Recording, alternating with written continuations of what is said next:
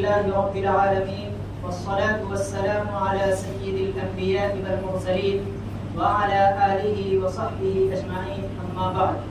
Honorable President, distinguished judges, and your audience, Assalamu alaikum wa rahmatullahi wa barakatuh. Today, I am here to talk on a very burning issue of the time. It demands a proper attention to be taken with wisdom. Islamophobia in the contemporary India.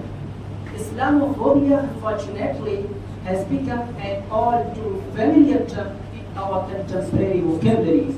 It is the irrational fear, prejudice, and hatred towards Islam and Muslims.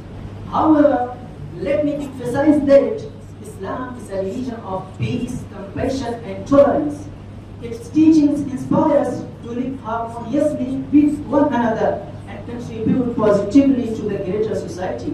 As Prophet ﷺ said, "Wallahi la yu'min, Wallahi la yu'min, qila wa man ya Rasulallah, qal, alladhi la yu'min ja'uhu bawa'iqahu."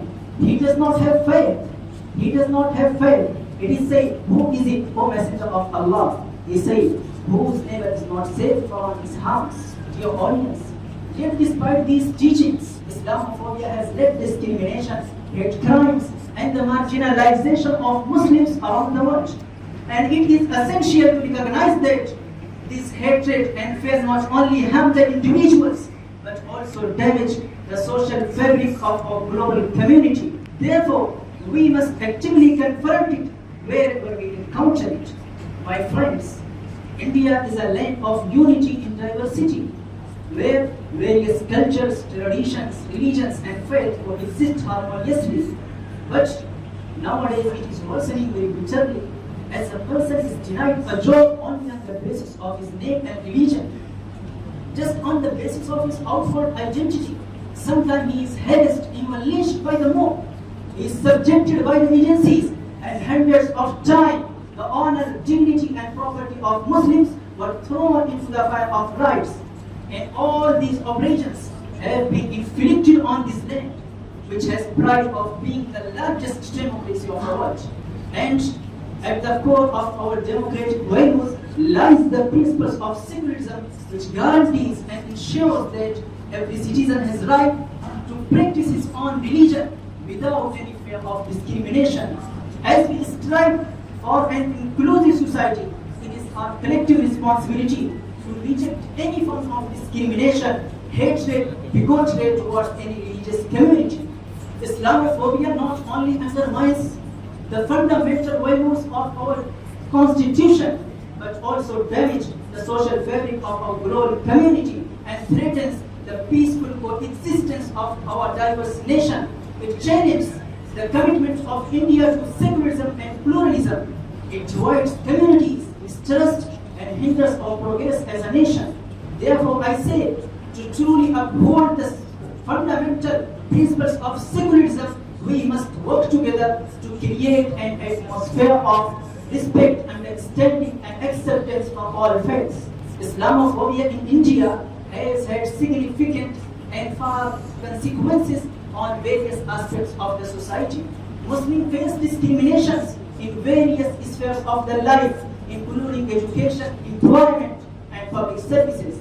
Islamophobia fuels mistrust, hate crimes against Muslims, and the incident of physical assault, mob violence, and property damage based on religious identity have been reported, perpetuate fear and insecurity among the Muslim community. Dear audience, as responsible citizens, we must reject the spread of misinformation that contributes to Islamophobia. Instead, let us engage in constructive dialogue, open our minds and hearts to bridge the gap of misunderstanding. Moreover, the media, politicians, and public must be accountable for their words and actions, because they have immense influence in our society. And it is essential that they should use these powers for promoting peace and brotherhood. Addressing Islamophobia is not only a moral imperative, but also a constitutional duty. Let me remember, as a nation we have overcome various challenges by standing together. And now It is a time to rise above all differences and come together as a cohesive unit and work to build a society that celebrates and respects its diversity, where every individual feels secure, equal, and valued. And at the last, I would like to say, we live in a country that welcomed Khwaja Muinuddin Chishti and Nizamuddin Awliya and produced great men like Nanak, Gautam, and Gandhi, who preached the message of peace, unity, and brotherhood around the world. If we promote Islamophobia on this land, it will be shameful for us. It will be painful for the soul of our forefathers. So let's make a commitment today. We will stand against Islamophobia. We will promote peace and brotherhood in every corner of our beloved India. Now I conclude my talk. Thank you for listening to me.